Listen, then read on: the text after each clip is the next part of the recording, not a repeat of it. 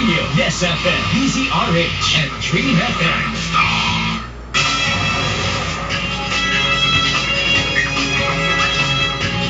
Habang tumitindi ang mga panawagan para sa kanyang pagbibitiyo, nagpa-picture po si Pangulong Arroyo kasama ang kanyang mga gabinete kanina. Ang eksena halos walang pinag-iba nung huling nagkaroon ng unity walk bago magbitiyo ang ilan sa dating niyang gabinete na tinatawag na Hayat 10. Para po sa detalye ng balita niyan, makakausap natin ang ating Malacanang correspondent na si Jovi Francisco. Okay, Jovi, palace officials called it the Unity Walk, no? Pero yung ating remembrance, the last time na nag-Unity Walk si Pangulong Arroyo at mga cabinet officials ay nag-walk out, o nag-resign itong grupo ng Hayat 10, di ba? Cherry, totoo na hindi nga ito unang pagkakataon nagkaroon ng Unity o Solidarity Walk ang mga miyembro ng gabinete kasama ang Pangulo dyan sa palasyo. At masasabi talaga natin na talagang totoo yan itong kasabihan na history repeats itself. Unang ginawa yan noong July 2005, kasagsagan ng Hello Garci controversy. At maraming pareho o parallelism sa mga event noon sa nangyayari ngayon. May mga protesta din noon, calls for PGMA to resign. May krisis din sa gabinete, laban ng Hawks and Doves na nagresulta nga sa pagkalas ng Hayat 10. At pagka-reshuffle nga ng Pangulo noon ng kanyang gabinete, saka sila nagkaroon ng Unity Walk. Ngayon, amidst talks na may mga magbibitiw din daw sa gabinete, ay nag-Unity Walk nga sila kanina.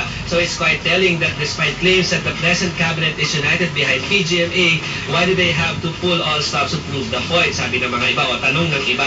Ang hindi maikakaila naman ng gabinete ay ang mga pagbabago sa pagtatrabaho nila bunsod ng CTE MES. Sa cabinet meeting nga kanina, aside from allowing civil society to closely monitor 24 on ongoing high-ticket government projects, pinatigil din ng Pangulo ang 11 ODA or loan-funded projects para hindi na maulit ang mga pagkakamali dito sa kontrobersiya na nakapaloob sa broadband deal, Chen. So, Jovi, sa akin ni Deputy Secretary Manuel Gai, kaya hindi galing sa public fund itong perang binigay, no, kay June Lozada. So, saan daw nanggaling ito kung hindi public funds, Jovi?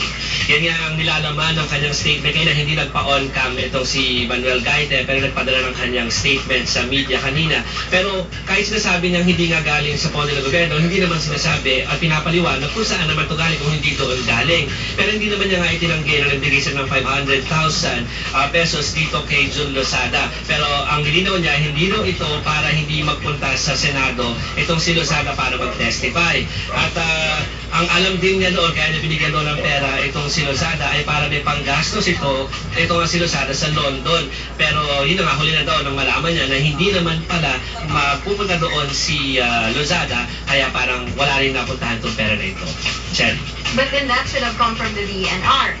Pero anyway, Jovi, nasa lubong daw ng media kanina si First Gentleman Mike Arroyo dyan sa palasyo ba? Ano nangyari, Jovi?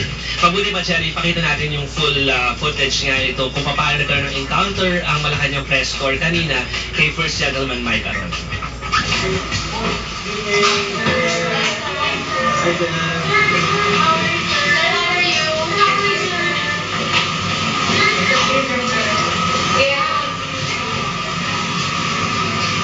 Ang irony dyan, Cherry, sa araw na ito mga miyembro ng gabinete ay kailangan talaga magpa-pictorial na kasama ang Pangulo na naglalakad sila na united. Ito namang asawa ng Pangulo na si MG ay nagmamadaling lumakad palayo sa limelight ng Pangulo.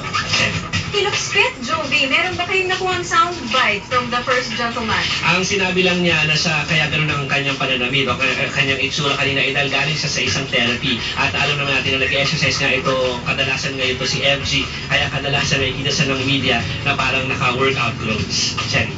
Okay, maraming salamat sa iyo, Jovi. Yan po ang big news ng ating Malacanang correspondent, Jovi Francisco. Narito naman po ang ating big news roundup.